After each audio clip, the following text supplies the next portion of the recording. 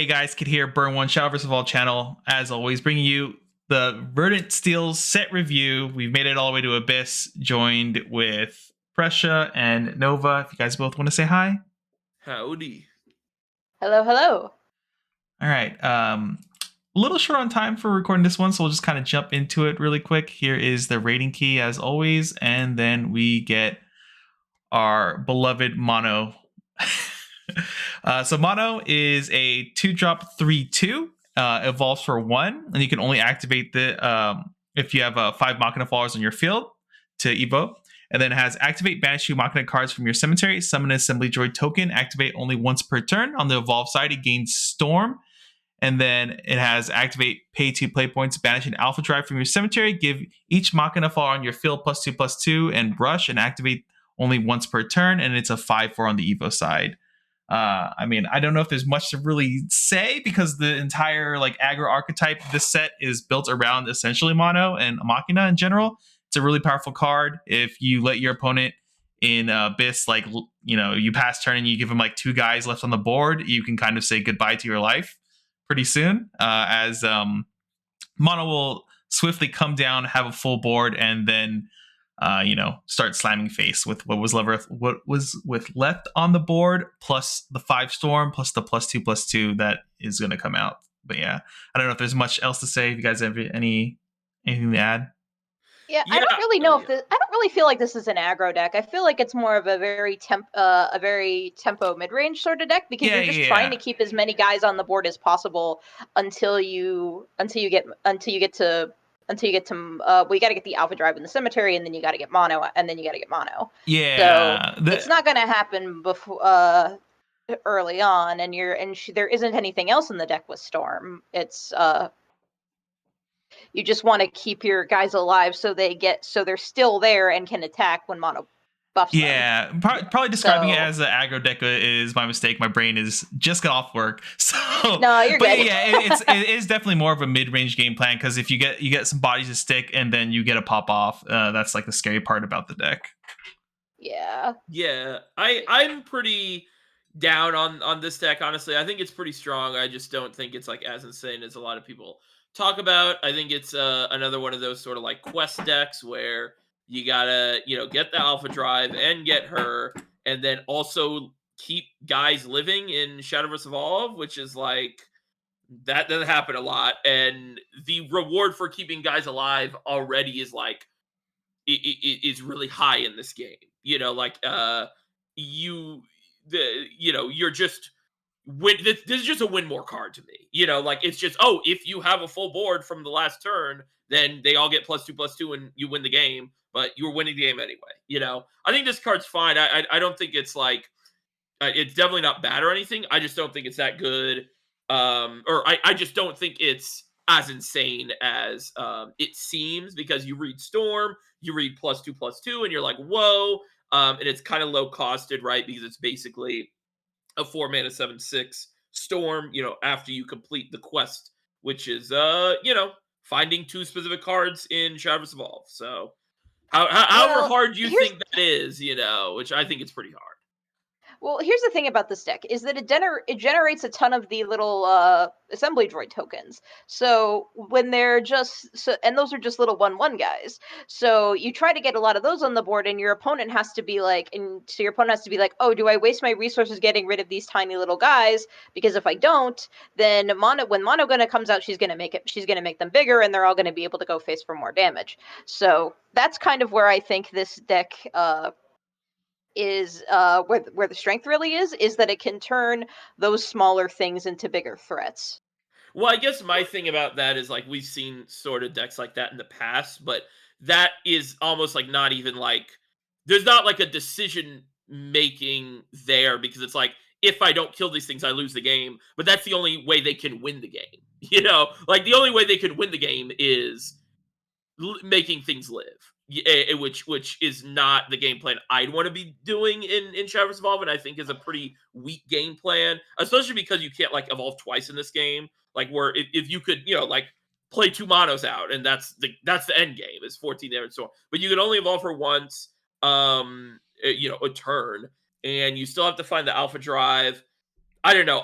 This just reads to me like another maybe more consistent fairy or fairy force, but just that type of like high roll, like, okay, yeah, you're gonna get blown out because either you missed one or two guys, or you're playing a deck that has no interaction, which that might be, your fault in building a This deck deck like does that, struggle a lot against control decks. I actually Yeah. tested this deck against somebody playing Wardhaven recently, and I'm That like, sounds wow, terrible. Yeah, this that sounds rough. actually loses really hard to that. So, Yeah, yeah. Yeah. But overall, I still think it's still very good. And Mono is best Robo sister. I love my daughter very much. My my stepdaughter. I also hate that she has to she can only evo like once you have a full board, and also specifies Machina followers, so you can't play like the core or whatever, or like that won't count. Um, Yeah, you have to get the core. yeah. If you play the core, it has to leave the board before you can evolve her. It also makes it so you kind of can't play any non-Machina cards in this deck. That was sort of my issue with You the can though. You play Doublame in this deck, who we'll look at in a minute, because that helps you Oh, get they the put stuff in Doublame your in this? Oh, yeah, cemetery. yeah, yeah, yeah. Well, but Dublame's not Machina. It's sort of what I'm saying is that, like, if Doublame is on your field, then you're kind of screwed, unless you're playing Soul Conversion, I guess, and then it's just like it's sort of like the Nacho Dragon we talked about last time, where it's like I am very skeptical about decks that are just like you have to play almost every single card that is in this new set, because there's no previous Machina cards in the game right now, and it's going to be on the other cards to be really, really, really strong to want to play this deck. I don't know. I might be being more harsh on it than is maybe fair, but it is just one of those decks that immediately like kind of dies. Like it's not like Yeah. a deck that It can lives be hard forever. countered. It can be hard countered pretty Yeah. easily, yeah. Yeah. But it's still very good. I love my daughter. Yeah, this is my bias also showing. Also I do think the you can banish two Machina things out of your cemetery to get a droid is nice, because that does help you a little bit more with filling that board and being able to fulfill the evolve condition. Yeah, that's one of my other questions, like how fast do you get, Machina cards into the grave in any of these Machina decks, because it's like you have this thing that you want to be doing, but then you also have like Technolord that wants to banish 3, which we haven't talked about yet, but that's a neutral card. And Yeah. it's like how like are you getting a lot of, that's why it's like I want like 35 of 40 cards in my deck to be Machina cards for like this stuff. Yeah. If this deck gets Doublame and Nicola early, it can do that pretty well. Yeah. All right. Moving on here. All right. Kudlak, 7 mana, 4/6. Fanfare, select up to 2 vampire cards that cost a total of 6 or less in your cemetery and put them into your EX area. They cost 0 play points to play this turn. Activate, engage this card, select an enemy file on the field, and deal it damage equal to the number of vampire cards on your field. I really, really love this guy. This is one of my favorite cards from Digital, and they made him even better because he was pretty bad in Digital. But I really love the art. I'm really happy they made sleeves of him, and that's basically where the positives end, at least right now. Like he'll be good when the bat deck comes around, and vampires get a lot of support. Even then, he's still just like this, 2 to 3 of top end card that you're not going to really be seeing in a lot of games, because games do not go to turn 7 that often. Starting basically the set, but he is a really, really strong card, really high value, does a lot, and makes the vampire deck pretty consistent in terms of just having this big, value bomb that's a 1 card thing, and I really like that. I think he's good, but Yeah, he's mainly you're not gonna care too much about him until set 9, I believe, is when the vampire deck really pops off. yeah. Because we get the new Aenea Yeah. and everything. So yeah, he's not too much to care about right now. But yeah, pick him up if you want to play the vampire deck in like 2 more sets. Yeah. So The other issue is even in like the vampire decks, when it's like, tier 1 basically, like, not every deck plays him because it is like, the game doesn't go that long, and if it does go that long, you're playing another top end card that is not for a couple sets. But Yeah, that makes yeah, sense. In that case, he's probably more like a B or a C, and that's when he becomes relevant in like 2 sets. So yeah. so Because even like right now, F/C. I mean, yeah, for me it's an F right now, Yeah. and I think I could see C or B, yeah. There's my answer. What are for any how- other vampires right now? Like the rookie succubus, and then like that's 2 mana. Is there any 4 mana vampires? I wish I knew. The light? Can you I don't get? remember Oh, it's I don't too. remember, unfortunately. Yeah, but wait, it's cards, right? It's cards. Okay, so you can get Oh Elise yeah. Nightmare. So you get Elise Nightmare. You know, Rookie Succubus. yeah. That's actually not that bad. Last set I was thinking about like a control abyss with like the vampire engine just because UTN is like a broken card, just because Unleashed Nightmare is like absurd. So maybe like if you really have like some really good control deck in mind, you can play him and just a couple of the good vampire cards, because there are still some good vampire cards running around right now. But other than that, yeah, he's an F. I mean, Yeah. thankfully he'll be like 50 cents though, so you can pick him up for his time 2 will cents come later. Yeah, for sure. Yeah, just spend that $1 so you can have your play set for 2 cents from now. Yeah. All right, next card here. Aenea, Amethyst Rebel. She's a 4-cost 2/2. Fanfare, search your deck for a Machina follower that costs 3 or less, summon it, then shuffle your deck. And last words, give your leader +2 defense. She's Machina and Demon trait. It's the littlest Robo sister. And yeah, she's good. Because I think she's doing what the deck wants, which is, get your guys on board. She can get mono, she can get Nicola, she can get a lot of if you're just trying to fill up your board, she can get something like in the year of the game when you're still trying to set things up, you can get like a bone drone. And she's got a lot of nice flexibility, and the heal is also neat. We know from Demonium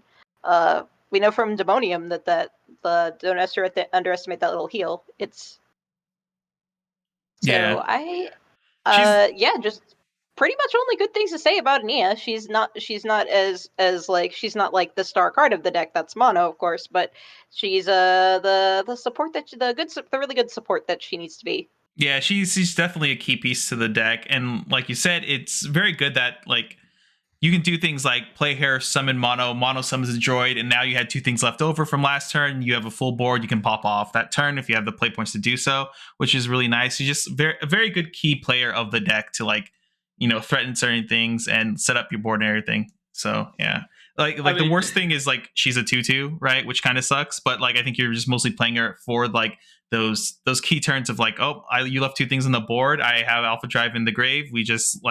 We play this, pull mono from the deck, and then go from there. My issue with that scenario is that's literally turn 7. like it's turn 7 and 2 things have to live. So I guess that's less on this card and just the archetype. I just think it's just going to be super high rolly and just super like, it's just not going to be a consistent deck. I like this. It's just a goblin that surges. If you're getting anything that costs less than 3 that's not mono, this card feels horrendous because you're paying way more for like a goblin than it's also it's a fine card. It's a fine card in a high roll type of deck. So. Yeah, I think one of the big things about like this type of card and stuff too is that, and just because of the way the deck plays out, is that anybody on the board is like actually somewhat threatening. You got to think about like, okay, what happens if this thing happens the next turn? Like if I play this on 4 and summon something out and I don't answer like like both these bodies on the board, am I going to get like completely blown out next turn? It makes every card, no matter how weak it looks, kind of scary for your opponent on how they have to actually handle the board and whether they want to trade life and stuff. Well, yeah, but the issue with that is that it's not like some unknown amount of damage is going to happen. You just calculate, okay, am I going to die if that does 2 more damage to me? Because she buffs everything by +2/+2. It's not like she she buffs them by 5 or some random number. It's just okay. If I leave that 1/1 on the field, am I fine taking 2 damage the next turn if they literally have the perfect 3-card hand?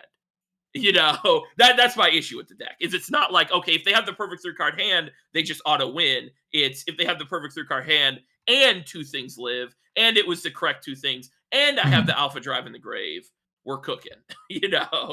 Yeah, I can understand your gripes about the whole strategy and everything. I just think maybe I feel like you're underselling how scary it actually is. But I can also understand like the strategy is like very easily to hard counter if like this was the only deck we had to care about in like tournament for the most part. Because I'm just thinking about like we just saw like a really crazy explosive deck in Fairy Forest that had almost no interaction. Like you couldn't interact with it because everything was going to the EX area or your hand.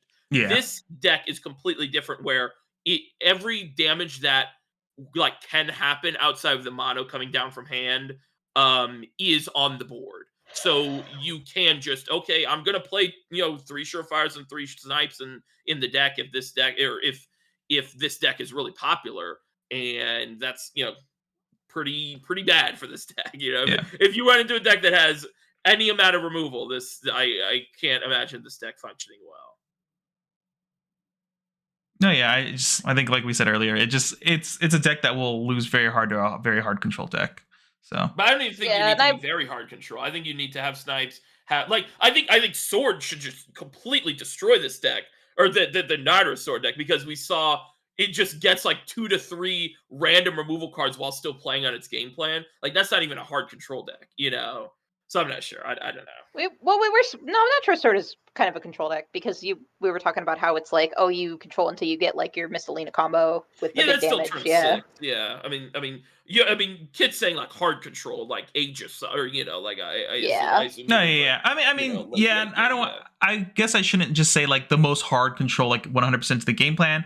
But I definitely understand like for example the Sword deck and like the more mid range you control that's like waiting to like pop off that way. I can understand that maybe this deck struggles a little bit. And you got to hope that the answers they have don't match up with what's going on currently on the board, and you can go like sneak underneath them essentially. But yeah. All right, moving on here. Doublame. I don't know. Doublame. Duke and Dame. Doublame. It's a 2-drop 2/2 evolves for 1 fanfare, bury the top card of your deck, and then on evolve, select an enemy flower on the field and deal it 2 damage. Necrocharge 10, deal 4 damage instead. It's the most boring but practical Abyss card they've ever printed. Yeah, it just seems like a completely fine, like it fills the same slot as I was gonna say Quick Blader. Was it Phantom Blader in like Havencraft? They're 2-drop that evos and deals 2 somewhere into a 3/3, and then it has like an extra slight upside, which is like all right. So card seems completely fine. Yeah, I think this is so far this is the best of this card I've seen. This card is insane. This is like all those other ones, the 2-drops that evo that deal 2 damage, never really have like a on play effect that is, or even like have a proactive effect outside the evolve. Like all of them are just like, okay, 3:15 on a Saturday, this effect will happen. But most of the time, I'm just playing 2 mana 2/2 that evos for 1 and deals 2. Yeah. This, actively progressing almost every Abyss game plan, to date, besides maybe Abyss, or I'm sorry, maybe Aggro. Yeah. And then also, like, when it comes down, dealing 4 is really, that's a lot of damage for 2-drop. It will, I think, to me, this is an S card. I think this is one of those cards that will never be bad unless they, specifically power creep it, where they make like a 2, that buries 2 deals cards. Yeah, buries 2 cards, deals 3 and deals 5. Charge 5 or something.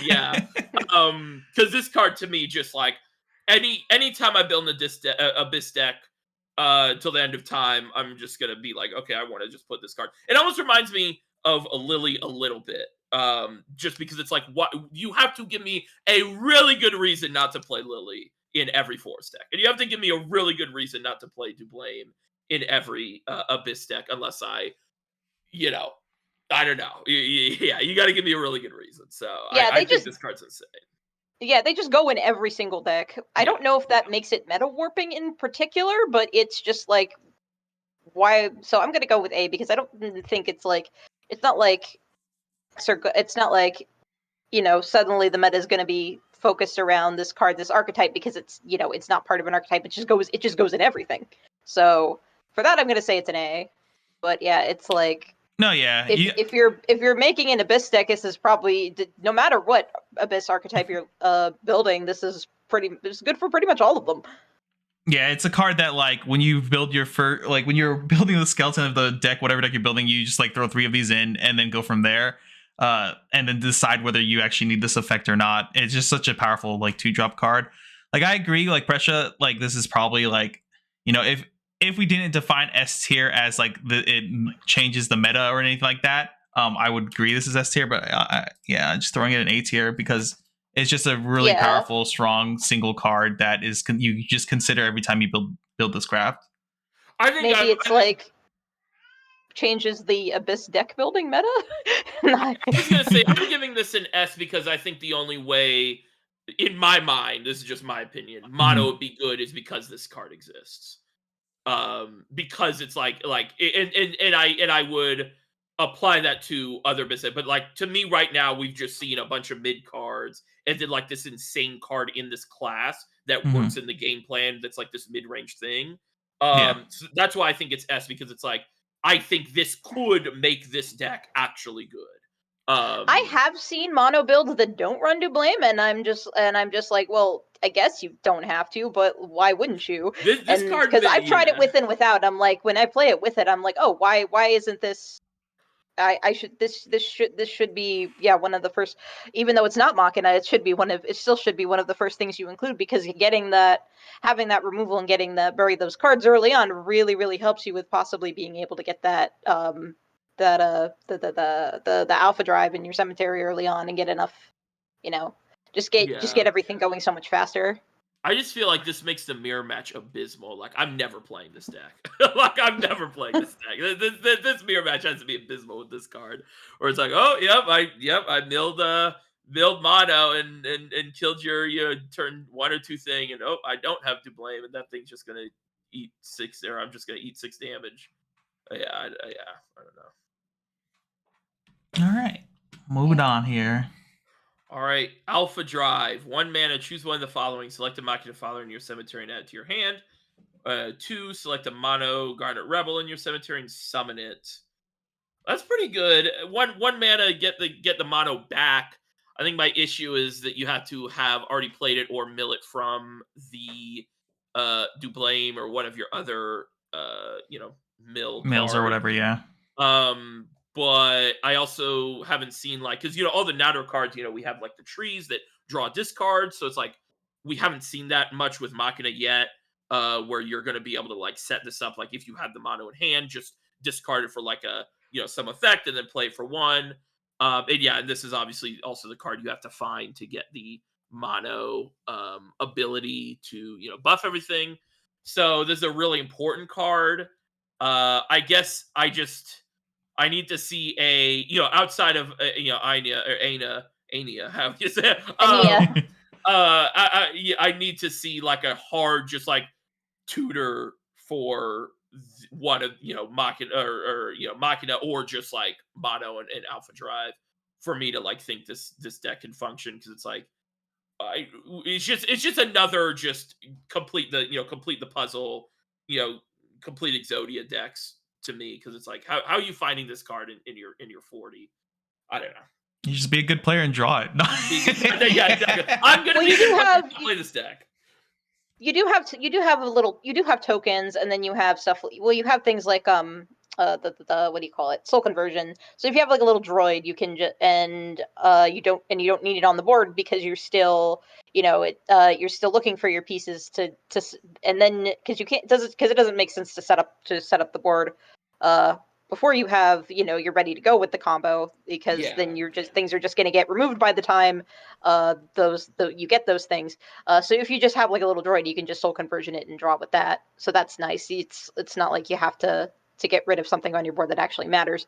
And another thing I like about this card is it lets you to get mono's normally 2 costs, so you play this to get the mono for 1, and then you have the Alpha Drive in the cemetery to go and do the to go and do the whole Power thing. pump and So everything, yeah. So, it's almost better to get this card in mill mono rather than actually play her from hand. Yeah. I don't know. It's the key piece in this deck along with mono herself. It's either you play mono and this together, or you're not playing mono or Machina, basically. Yeah. All right, moving on. Nicola, Forbidden Strength. I love this character. He's a 3-cost 3/3. Evolves for 1. Fanfare. Bury the top 2 cards of your deck. His evolve form is a 4/4. On evolve, select a Machina card that costs 2 or less in your cemetery and put it in your EX area. It costs 2 less to play this turn. His Machina and Departed trait.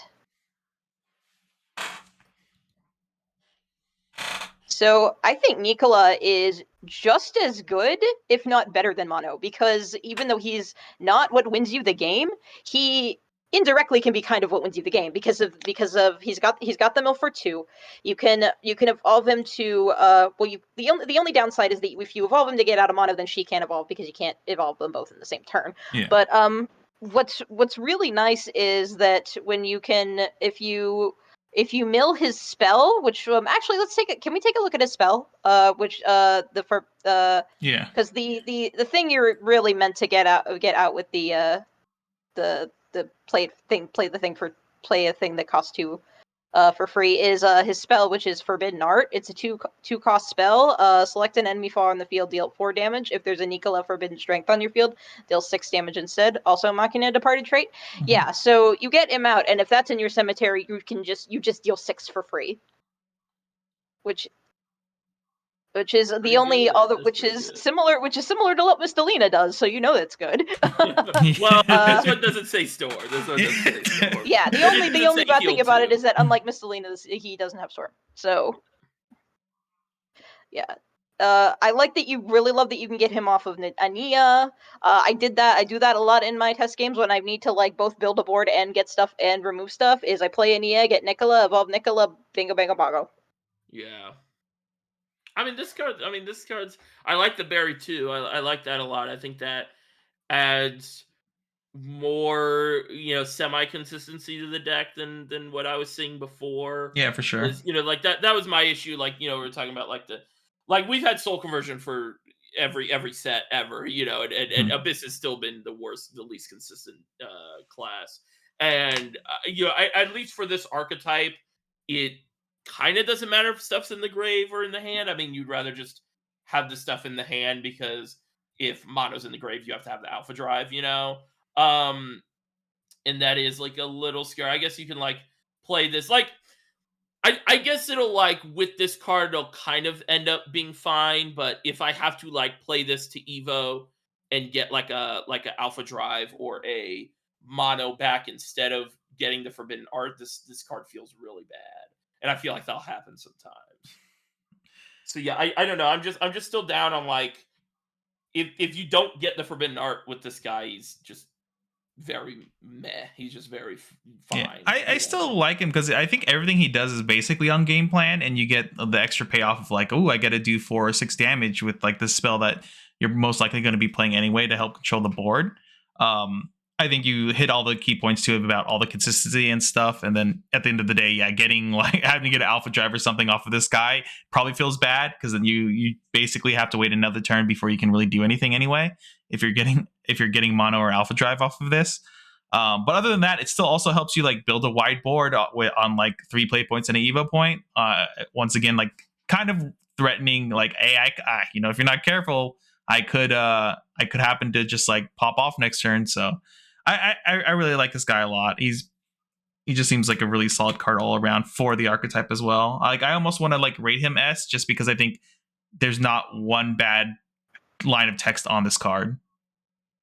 Yeah, another thing you can get out of him, that's really good. That besides the Forbidden Art is if you're trying to build a board, is the Bone Drone, which we'll see in a minute. So that's if you play him off Aenea, you get Nicola play the Bone Drone there, and instantly you just got 3 guys for 4 play points, or 5 play points because you have to evolve him. So yeah. Yeah. I think another thing I'm seeing also with this deck is that all of these cards are like, okay, bear the top 2 cards or whatever, and then put some in your EX area. I'm worried about running out of like steam in this deck, because it's like this is sort of like a combo deck where you're like, okay, you got to either have 2 guys on the field and then play like 1 or 2 guys, and then the mono or the alpha drive, and then so it's probably like 2 to 3 cards out of hand when you do the combo. And I haven't seen any ways to like plus or even go even in hand size. It's all just like, okay, stuff's going to the graveyard, but I'm still going down in hand size, which kind of worries me, because I feel like if a deck is able to keep themselves alive after the first combo, it's going to be hard to find all the pieces for a second combo. So yeah, I don't know. This card's fine. All right. Precious killing our buzz Listen, on the Machina. Precious here. Precious here always to kill everyone's buzz. That's what he's here for partial sanity. All right, yeah. And then I'm just rating Forbidden Arts right now. Yeah. Oh yeah. It's like an A. Like, listen, you pay 2 and kill Fairy Dragon, I'm in. Just deal 4 is also really good. Yeah, just even without playing it for free from Nicola, 2 to deal 4 is pretty good. Yeah. I mean, that's a what do you call it? That's what do you call it? The surefire bullet right there. Yeah, the times I think you would even consider playing this card outside of like playing Nicola and stuff is that does this meta require you to answer something on 2 that has 4 health? And so like this card is still relevant. Like it doesn't have to be like sometimes, for example, just like the Fairy Dragon, like if you need to answer a 4 cost or a 4 health follower on like your, like, especially if you go second, you at least get to remove the Fairy Dragon if you're really afraid of it. Yeah. Which is nice. Wait, but we have the Idolmaster card now, so we're never playing this card. Yeah, oh, true. Outside of no, you just play this with you just play this in the that's a crazy meta. That's a crazy meta that you need all that, and this isn't even quick either. Oh, true. It's not. That's a 1 down. It's, I guess, yeah. It doesn't have it's not quite a surefire bullet because it doesn't have quick, but yeah. Oh well. All right. Next card here. I think this is me, right? So this is a 2-drop, 2/3 Hellblaze Demon. Fanfare, discard a card. Put the top card of your deck into your EX area. If it's a follower, give it +1/+1 demon trait. Well, here's the discard that Pressure was asking for. Yeah, go even more minus. Yeah, whoa. Well, you get a card in your EX area. You go flip over Forbidden Art, and I'm like, yeah, no, I'm out of this game. You got it. This needed to be discard, draw 2 cards. It cycles, and you get sometimes an upside. I'm not like super high on this card or anything, but I mean it's nice that it cyces. I don't know if it doesn't even cycle on trait or anything. We're in the trait universe. I know. We're in the trait meta. I would like this so much more without you having to discard, because like you guys have been mentioning, Abyss kind of needs really needs some better draw support and draw engines. Mm-hmm. I actually think that would have been fine too, because it's like what Abyss deck yet has had no spells in the deck besides like even aggro. You still play like a Soul Conversion or a Razor Claw or something. So it's like you're never always hitting this, or it's never always hitting. So yeah, I don't think you should have had to discard for this. Yeah. I've seen some. I have seen Mono slot this, which surprised me. But I think this is mostly like a very strictly aggro deck kind of card, which makes it, and like you mentioned, even in aggro decks, you're not running all followers. So I'm going with D. It's very niche. Yeah, and if it's supposed to be for aggro, they should have made it a 3/2. Yeah. What's weird is in digital it had ward too, right? I don't remember. Let me check. I might be blank. Maybe that was the second one. No, yeah, it had Ward. It had Ward. Oh It yeah, had she did Ward. have Ward in digital. That's weird. Why didn't they let her keep her Ward's Ward? too good, yo. It's too good. Ward just would have made her too broken, apparently. Yeah. All right, moving on here. Robozombie. 4 mana, 2/5. Assail Bane. If there's another Machina file on your field, this follower has Rush. Win more cards. You probably have to play this card because you need. No, you as don't, many Machina- actually. Really? Yeah, most of the Is mono there builds I enough see don't Machina? run this. Yeah. Well, but Yeah, what most I'm of the- wondering is there enough Machina cards in the game that you can feel comfortable playing? Like, There is, because you have the neutrals. are there 13 Machina cards in the game right now? Mono. Yeah. I mean, obviously this guy's an F. If Mono doesn't even play it, that's rough. Most of the lists I've seen Yeah. don't. It's you can put it in the flex slot, but there's just why would you not put in, something that's way better? Yeah. Like the only reason you'd want to run it is if you want another something else that's on trait. Yeah. Yeah. And I don't think that's worth it most of the time, but I feel like if this was a different style of deck, I'd really like this as like a tech card. But this is such a high roll, fairy forest-esque deck where you're just trying to complete the combo and you don't care what your opponent is doing. It's almost a solitaire deck, but if this was like more of a real mid-range deck, a real mid-range leaning control deck, I'd really like this card. Assail Bane and then Rush is a really, really, really strong, keyword combination. But why would you ever want this in this style of gameplay? So it seems nice, and then you just realize you don't need it. You just run something better. Yeah. All right. Yeah, I think that's about it. We'll move on here. All right, Bone Drone. I've already mentioned this card a couple of times. It's very important for this deck. 2 cost, 2/2. Last word: summon an assembly droid, Machina and Departed trait. And that is why it's a guy that when it dies, it just immediately puts on another guy, and that's what mono wants. Just as simple as it gets, but that's what we need, and that's what we like in this deck. So this card Easy is A. horrendous. Oh my god, this is one of those cards that to me, like, if I have to play this card, no way this deck's good. There's no way this deck's good if I have to play this card. I almost want to give this an F. I almost want to give this an F. How is this card like again? You probably do have to play it. But like, how is this like? How does this not immediately give people red flags? Like an understated 2-drop that does nothing on play, nothing. It only does something when it dies, and when it dies, it shoots out a 1/1. That's it.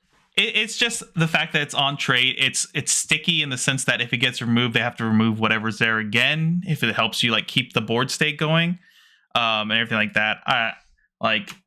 This card is completely fine. It's obviously has to be played just because it's just so on game plan. Like, yeah, I understand the stats being like underwhelming for like a normally what a 2-drop would be. But you get a 1/1 later, so it's almost like it's a 2-drop 3/3. I don't know. 2 cost.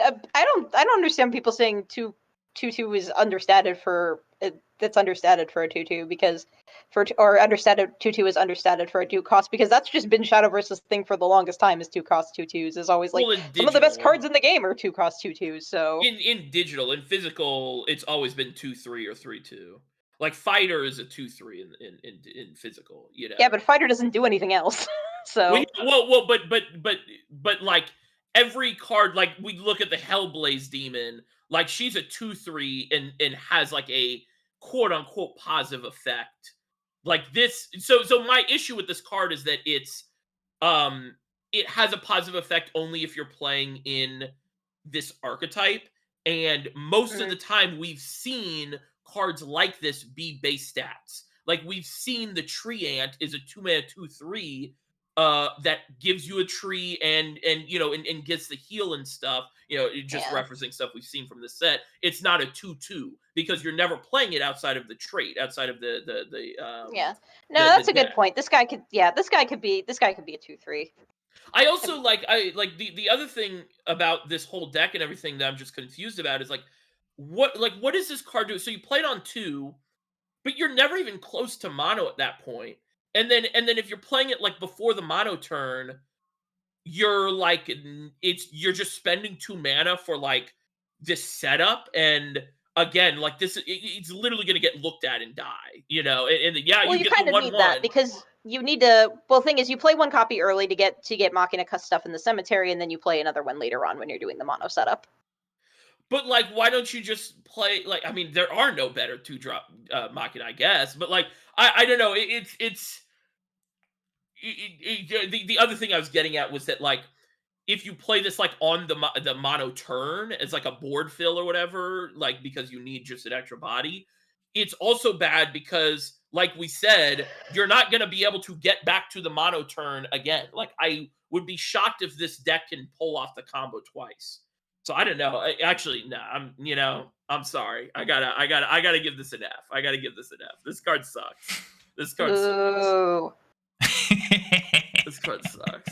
Somebody's gonna kick your ass with mono. The first the first locals you go to where with when set 7 is legal, someone's gonna get a kick your ass with mono, and you're gonna regret your whole life. Well, the thing is that but that's the thing is like, this is just a fairy forest deck. Like, yeah, I mean, people are going to get high rolled. People are going to experience the high roll for themselves while they're playing it, and they're going to feel like, wow, this deck is awesome. People are going to feel the low roll when they play this deck and be like, agree with me and be like, wow, this deck sucks. And then there's going to be people that play against the high roll and be like, wow, this deck is broken. And there's going to be people that play against the low roll and be like, wow, what did I just play against?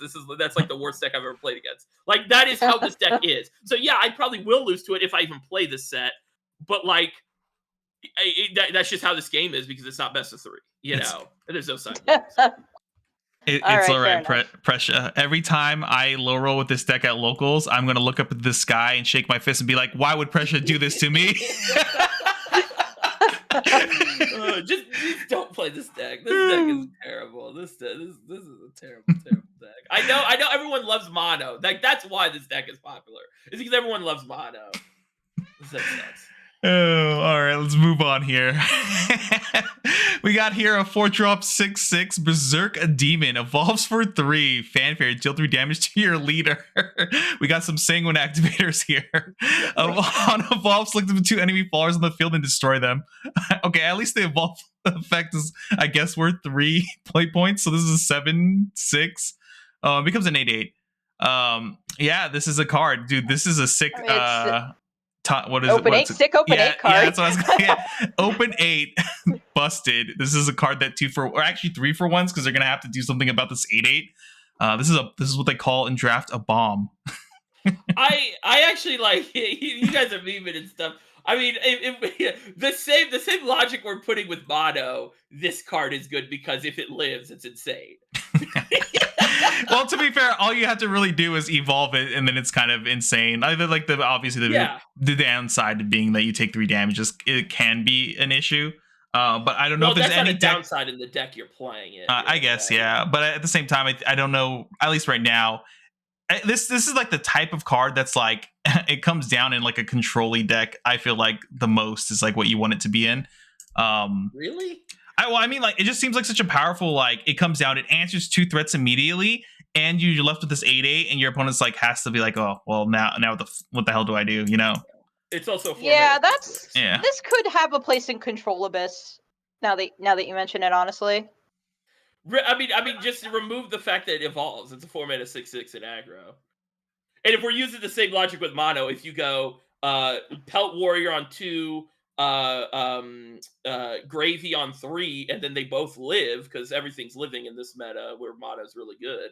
You play this down, and then you have a 6/6, and you've dealt 15 damage or something, Yeah, but also when they play their 4-drop 6/6 that deals them 3, and they didn't clear my Machina, now my baby mono can come in my 5 play points. We're all just playing solitaire decks next set. We're all just playing solitaire. Hell yeah! Let me build my sandcastle and no one knock it over, please. Yeah, we're all just playing solitaire. It might have a spot in Control Abyss. Yeah, maybe, I could see it randomly. I mean, I could see it randomly popping up in like some silly builds or something. But like like at a glance, I don't think it's like meta like worth meta like looking at it at all. Yeah. But yeah. Next. All right, Ghostwriter, 2 mana, 2/3. When a father on your field evolves, summon 2 ghost tokens. Activate, engage this card, select a ghost on your field, and give it Bane. They were very faithful to how she kind of worked in digital. They printed all these like 2-drops that like when something evoed, an effect happened. I mean, this card is awful in this game. I mean, what do we like? Random Masquerade Ghost support.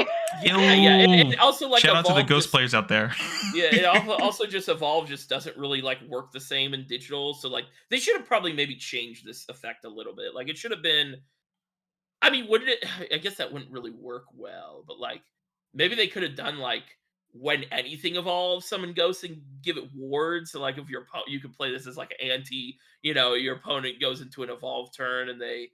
Or like a mono turn, and you get like 2 ward ghosts that like go away at the end of the turn or something. It's like a tech card. That would have been interesting. Do they even print cards like that in physical? I mean, I don't read it far ahead. There's one. There's a sword from set 1 or 2, right? That like was similar to that. They honestly they should have done the blood one. I'm blanking on her name, but that would have made more sense in this set than than the Ghostwriter, the Liberté. They should have done Liberté. Oh, Liberté, we get her in a couple of. Yeah. I mean, they should. I think she's in set 12. Yeah. But I mean, yeah, this is unplayable. G for Ghost.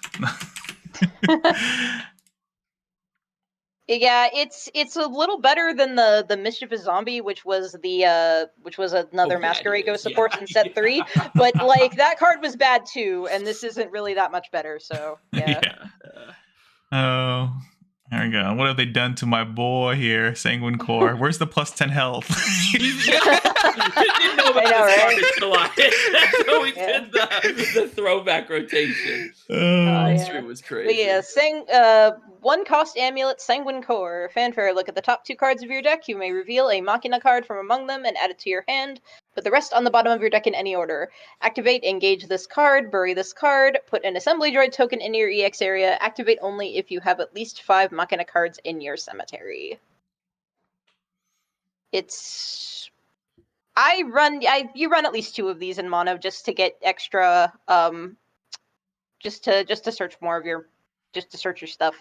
Yeah, I mean it's just hand filter. It trades itself in, and also becomes a droid essentially, right? And like the only downside is if it's too early. And then eventually it'll give you a droid that you can use to set up for mono. It's not super great or super flashy. It's just kind of another nice little piece to get you where you want to go.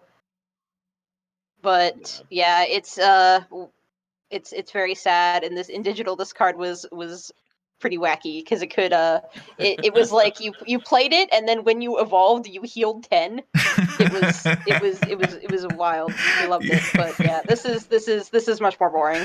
It is. But, I just remember playing Throwback with Prescia and like healing 30, and I was like, "This is great." Yeah. Now, okay, so now that we've seen every card in this class, but also every Machina card in Abyss, at least. Yeah, there's some neutral cards, but I just want to ask, like, you guys, like, what is the best mono turn that does not involve something living? Now that we've seen every card, what is the best mono turn that does involve something living?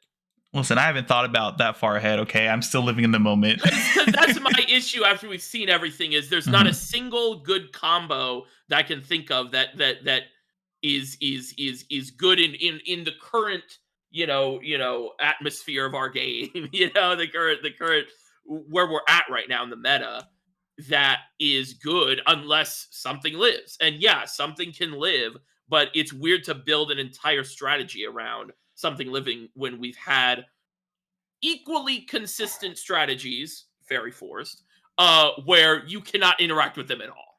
This is like too interactable of a strategy. I think the one thing about this deck that's like kind of different from the whole Fairy Forest stuff, because I totally agree, it's a fairly similar like idea of deck. I think the difference here is that most of the cards we're playing, at least we've seen in Abyss so far, they generate other cards either on the board or into the EX area, which also creates more fake pressure your opponent has to deal with. So they can't always 1-for-1. If they're 1-for-1ing constantly against you when one of your cards generates 2 cards onto the board for you, they're going to eventually run out of answers. And then there's going to be a board state where, cool, I got to do my mono turn. Essentially, everything got to swing in with +2/+2, and I'm doing like 14 damage immediately. I think that is like the payoffs. Like you don't necessarily have to like do anything crazy like we're doing in digital, like double mono Evo and stuff like that.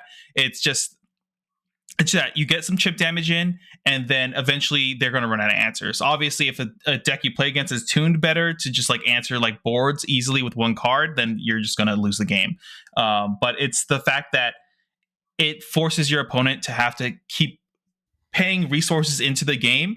What that doesn't always, further their own game plan also, that eventually they won't have enough answers, and you get that turn of like, I'm doing like 12 plus damage.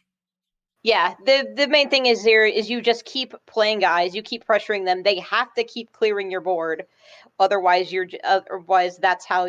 And if they don't, that's how you get enough guys for the mono when your turn. And it can be just a bunch of little 1/1s. Like if you're just getting a bunch of droids, then is your opponent gonna wait? Your opponent's not gonna want to waste resources just taking out all of those 1/1s, but they're going to become a threat once they get turned into 3/3s. So my thing is that like your opponent will want to take out the 1/1s because that's the only way that you the mono player can win. That's the only way the mono player can win. Yeah, but so if you're like even a medium good player, or you understand that that's how the matchup works, it's not even a decision of, do I kill the 1/1 or not? You always kill the 1/1 because number one, like that's just how the deck works. Is the mono deck will run out of resources if the opponent just keeps killing stuff. Yeah. But can the opponent do that while also progressing their game plan? But that's my issue, is that you don't even have to progress your game plan because there's no inevitability in this deck. That's my issue. There's no, because you can't drop 2 monos on a turn. There's no inevitability. The only way to win with mono is having something stick. That's the only way. So when I'm sitting down and I'm playing, what's some deck that I really want to like progress my game plan? Like Kuon or something. I mean, that's a bad example. Like Natura Forest will say maybe. I want to collect my Latikas and my combo pieces and stuff. If I play against mono, my entire strategy is just going to be remove your guys and get my, little amounts of healing. And then eventually you're going to have 2 cards in hand. I'm going to have 5 and I'm just going to play Latika and you're going to be gassed out of the game. Like you don't have to progress your game plan to stop this deck's game plan because there's no inevitability. Kuon had inevitability where as they were removing your stuff and as they were doing like their thing that they wanted to do, their game plan and their bomb got progressively cheaper, and you got to a point where it's turn 8 or 9 and there's no way I can win because they just dropped Kuon, whatever. This deck has none of that. Every card in this deck is going -1 hand size, or or maybe even if we're playing Sanguine core or whatever. But I don't know. Again, this is all just, to me, just as someone that's played, digital in this game for a while, red flags, maybe this deck is, maybe this meta is so weak that this deck is good, but I just am puzzled by the fact that this deck can even compete against Sword. I feel like the first of all, I think Sword beats this deck a lot of the time. So like a very competent Sword player should be able to navigate the matchup well enough that they shouldn't be putting themselves in a position for mono to like combo off and win. I think in general, this is just a strategy. This is what I think. I think this is a strategy pressure that you just don't like in general in card games. Because you speak about inevitability and stuff, but this deck isn't about inevitability. It's about, I have this mid-range game plan. This is my tempo of like on turns 5 to 7, maybe 8. That's the turns where I have to pop off. If I don't, I lose the game. And before that, I'm just presenting board states over and over again that go, you have to efficiently clear this. Otherwise, by the time we get to turns 5, 6, and 7, those are my turns to like really pop off with mono. If you get there and you're able to get the pieces that clear the board consistently, then congratulations, you've won the game. Because this deck doesn't have a huge boss monster like Kuan, or the strategy of like we get to the late game and we're unbeatable essentially like Kuan. Yeah. And then the deck also isn't like fast enough. It's like fake fast in the sense that your opponent still has to answer the stuff you're playing because of they're afraid of the pop off turn. But it doesn't do too much pressure early game. You're only looking to chip, so you hopefully get that one turn of mono to go off. I just think this is a strategy you don't like in general in card games. I would assume. Yeah, and also I just don't think correct. I don't like these type of strategies, but also we've never seen a strategy like that work in this game yet. We've never seen a strategy like that work. Every strategy that is like that has uninteractability, like Fairy Forest, or Kuan or something. Like this. We've never seen a strategy work where we're hoping that our turn 5 to 7 pop off happens, and we're not playing any, because all our guys we're playing are like understated. We're not even playing like if Bone Drone was a Latham, I'd be like, okay, it's a 2/2. It's a goblin on the turn after goblin is bad, or on the turn after goblin is good. I don't know. Sorry, what were you going to say, Nova? Can I just say, yeah, because also it's just like, I don't know if I also don't think every deck can see, they're in the mono matchup and immediately pivot to their strategy of being able to clear the board every single turn. Yeah, because I definitely could see this deck having really good matchups against like greedy decks. Like I could see this deck having really good matchups against like other like sort of low, like the aggro to mid-range decks that like have no interaction. But the ironic thing is that is this deck too. Like, like this is the deck that beats the other like mid-range decks. Well, what I think about this deck a lot is that this is the fair way to make a combo deck be fair in this type of game. Like, because I'm used to, when I played like MTG, for example, I loved any deck that had some dumb combo. I would just try to play it all the time because I like playing combo decks. I like playing my almost fake solitaire game plan to do a OTK and if I have my like 3-card combo. And that's kind of what this deck is trying to do, or replicate, I feel like, in Shadowverse, because I think it's really unhealthy, especially in this game. It's like, I have this 2 or 3-card combo. I just win the game because of whatever, and at any point in the game, I feel like this makes combo strategies way more fair. Where like you're almost like a tempo mid-range deck, like Nova said earlier and stuff, that you're looking to combo off in this phase, and if you don't, then your combo now sucks, and then you lose the game. I think that's what it comes down to. And like, I agree. I think this deck is really fair, and I think that's why I am pretty down on the deck, is because I think we've passed the point of fair decks being playable. And again, I don't even think this deck is like, it's certainly not as bad as Dragon as we've seen, and it's certainly not. I still think this deck is better than like Nodder Forest. And it's gonna be like a play deck.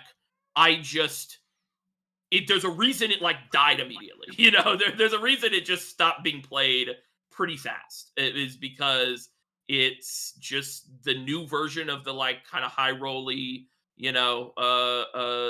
mid-range deck that we've seen it come out, several times, but we've never seen it be good almost ever. We've never seen this strategy of hope my things live on turn 5 to 7 and hope I complete Exodia and grab all the pieces I need, and also hope my opponent hasn't healed 5 times this game. I don't know. Shout out also, to the Machina Natura decks also don't get direct support again until set 12. So yeah, but I think that's another reason.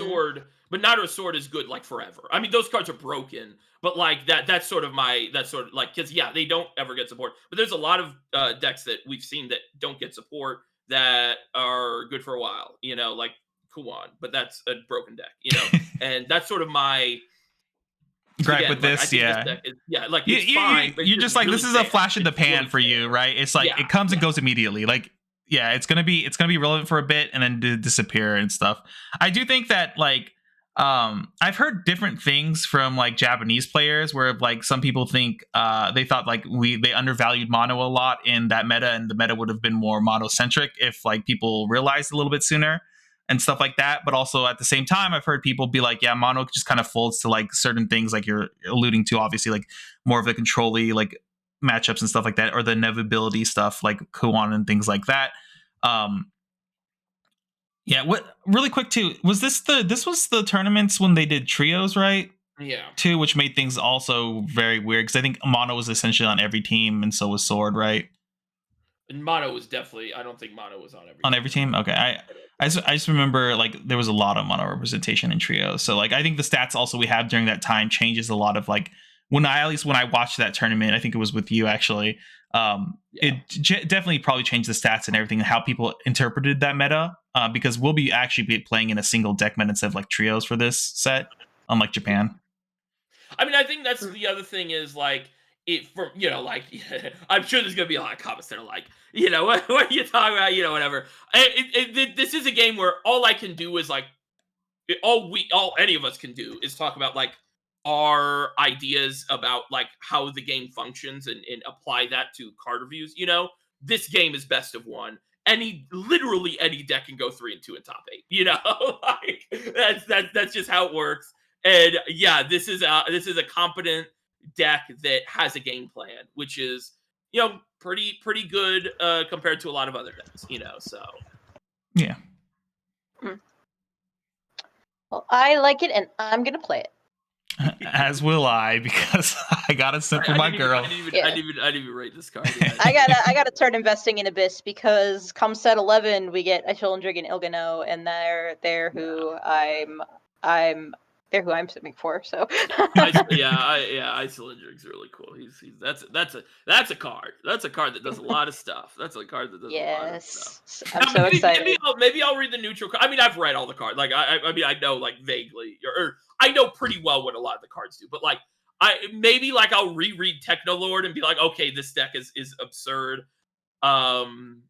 I think, to be fair, I think actually all the Machina decks in this set, for the most part, are very much carried by the neutral stuff. Kind of like how Fable was carried by Alice and stuff like that in neutral. Yeah. Well, I mean, yeah. I guess because that is sort of my thinking is I just feel like the Machina stuff is just inherently weaker because the trees are such a broken mechanic in this game in how it functions. It's adding like draw engines to decks into a game that shouldn't have really it, and the consistency gets going really quick on those decks. I totally understand, and I agree with you on that. Mm-hmm. All right. Oh, go ahead. No. It was just that's why people hated trees in digital, because it was just allowed for the hyper. Listen, they should have never brought trees. They should have never brought mechs. That's when the game started dying. Listen, I enjoyed being my dragon farmer, all right? Planting my trees all day. I played the Zeki Baba deck against you, right? Do you still have that VOD up? I don't remember. It's on the channel somewhere. But yeah. Everyone check out me playing against him with the Zeki Baba deck. They need to add him to All right, so here's some socials for you guys to follow. Why do I keep saying us? Oh my god. Okay, anyway. Follow us on these social media platforms. I demand it. Also, you guys need to start hitting that like button. I know I didn't say it in the last 3 videos, but I want to see like 10 likes. That's all I ask, please. They're going to see 10 fucking dislikes on this video. Okay, that's good enough too. Give me 10 dislikes or 10 likes, one or the other, or any combination. That's all I ask for. And one comment saying that Pressure was totally wrong and everyone loves Mono. Now that's a given. There's got to be a voice of reason in the community. You're right, and it's not Pressure. Oh man, no, but yeah, like, comment, subscribe, all that stuff. Pressure, Nova, you got any last minute shout outs? Shout out to Shadowverse Evolved Discord and the Shadowverse Wiki Discord. Love you guys. No shout outs from me. Thanks for having me on again. I'm surprised you decided to have me on again.